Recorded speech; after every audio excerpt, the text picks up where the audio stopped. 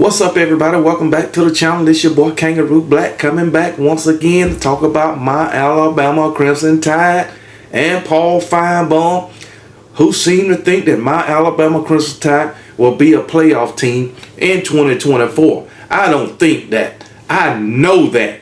It's a 12-team playoff. So how my Alabama Crimson Tide can't be a playoff team?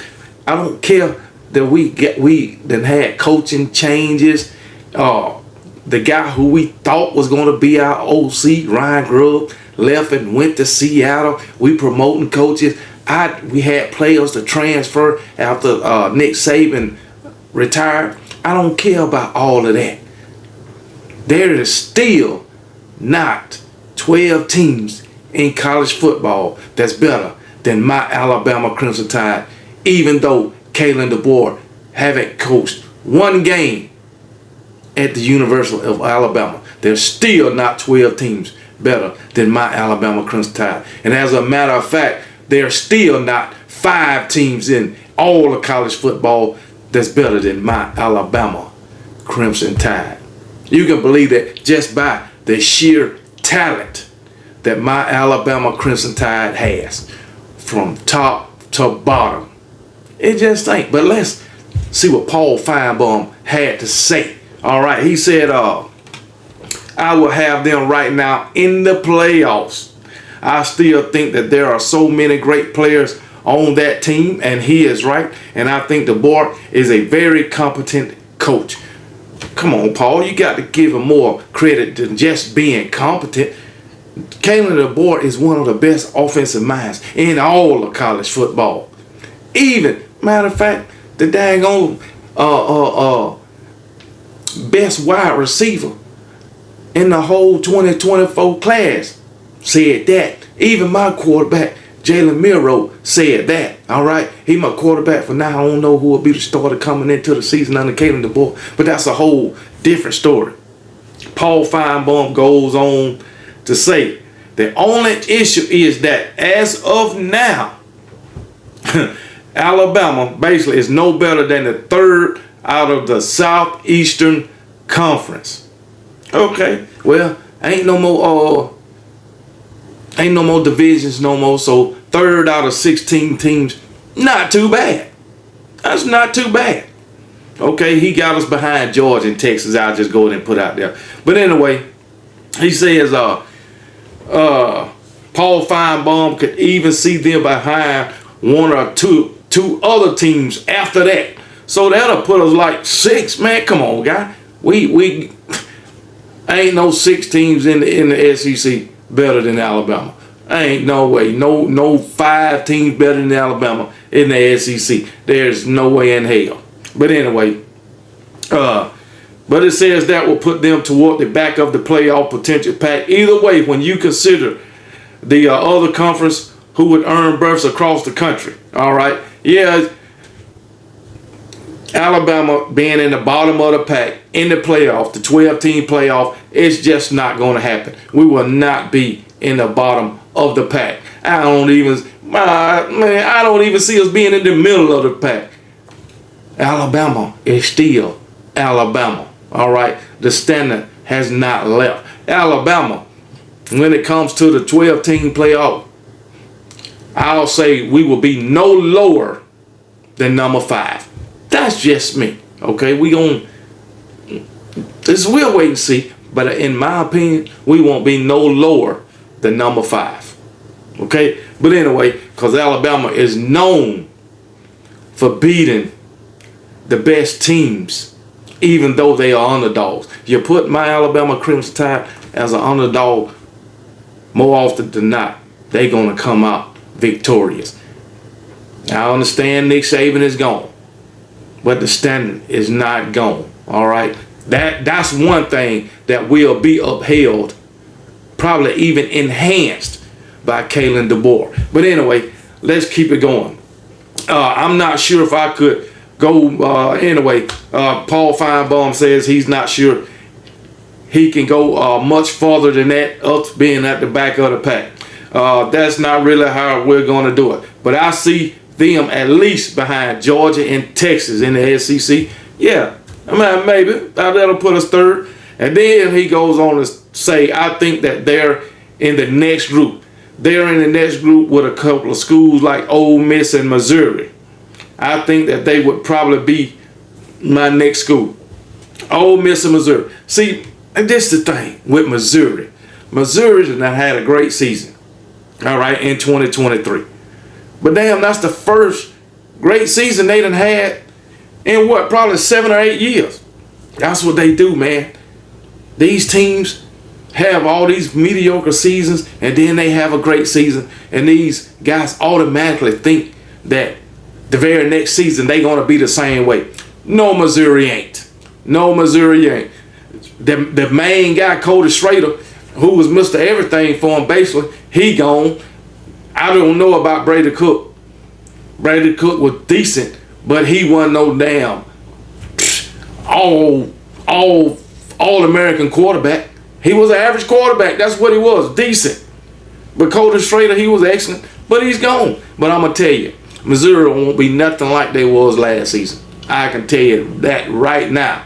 Anyway, Paul Finebaum going to say I might have a little more confidence he might have had a little more confidence a couple of days ago without knowing the offensive coordinator situation with Grubb leaving and all that. He had more confidence in Alabama when Grubb was there. Now Grubb is gone, okay? But what's the big deal? Grubb never coached a game at Alabama. So what's the big deal about him leaving? We don't know what he would have did at Alabama. He probably would have did great. He probably would have did not so great. But hey, it is what it is. He gone. He's no longer there.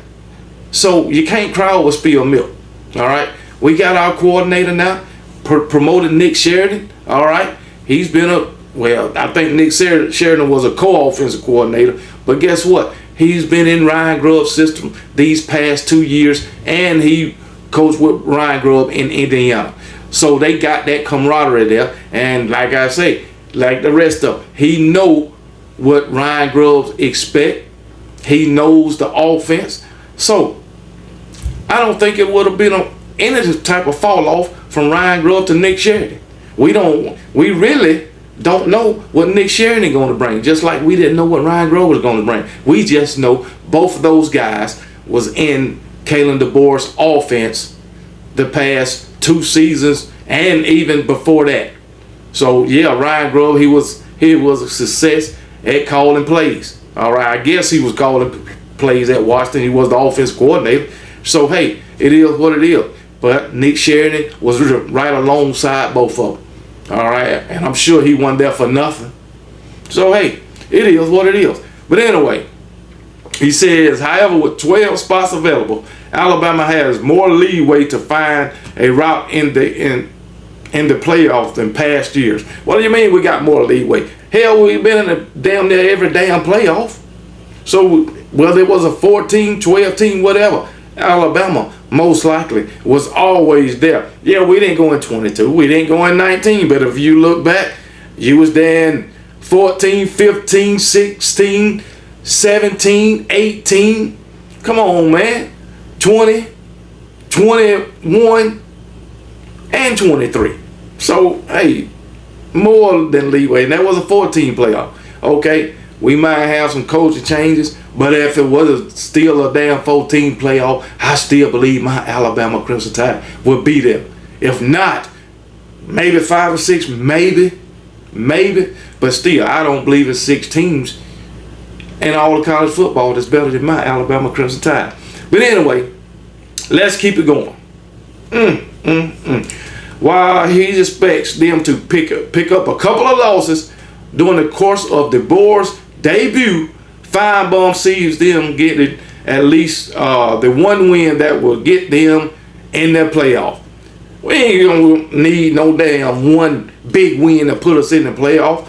Absolutely not. Not among 12 teams. That's just damn crazy. But anyway, yeah, we might pick up a loss or 2.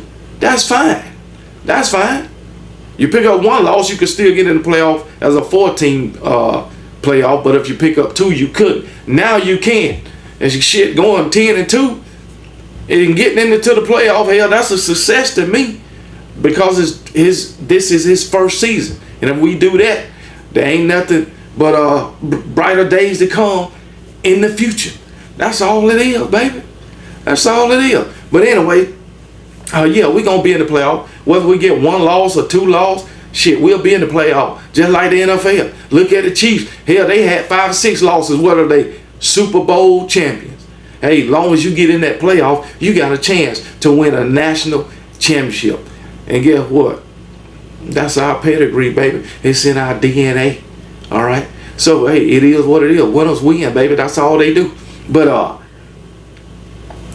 12-team playoff, going in with 2 losses. Hell, I think Alabama get 3 losses. They'll still be in the playoff just because they Alabama, and that's the respect that they get.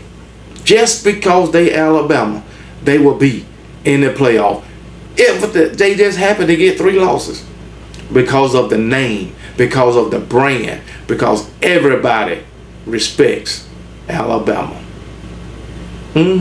Alabama get more respect than any other college football team in all of college football, just because of their past success. That's all it is, baby. But hey, it is what it is. I know y'all want to be like us, and I'm talking to every college football program in all of college football.